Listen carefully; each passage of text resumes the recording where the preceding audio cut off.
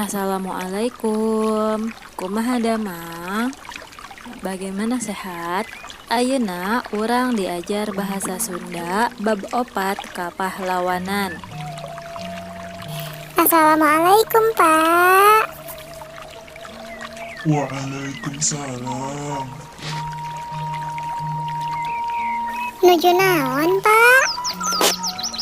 Nuju nektor ieu nganggo kebo. Oh, kebo namina eta teh, Pak.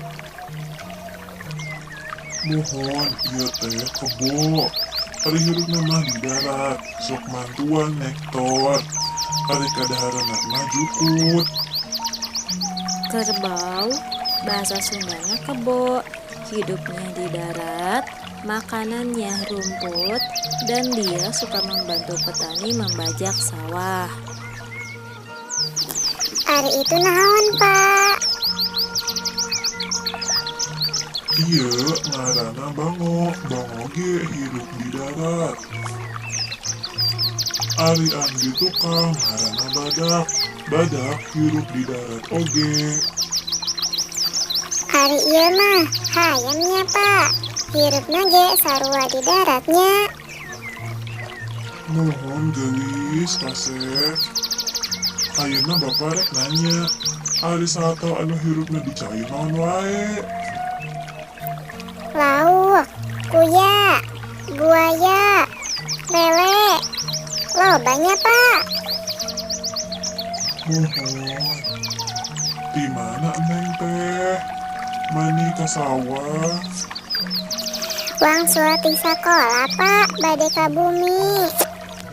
Jika tuh, kade hati-hati.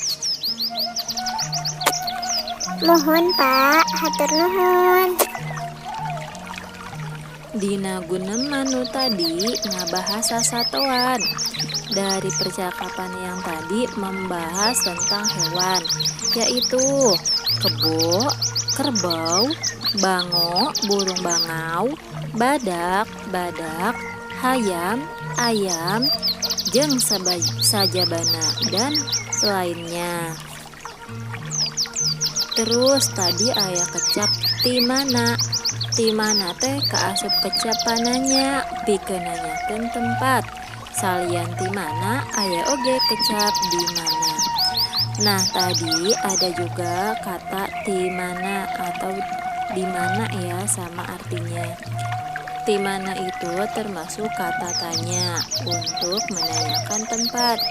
Nah, kalau bahasa Indonesia itu cuma di mana. Nah, kalau bahasa Sunda ada timana, ada juga di mana. Artinya sama ya, menanyakan tempat.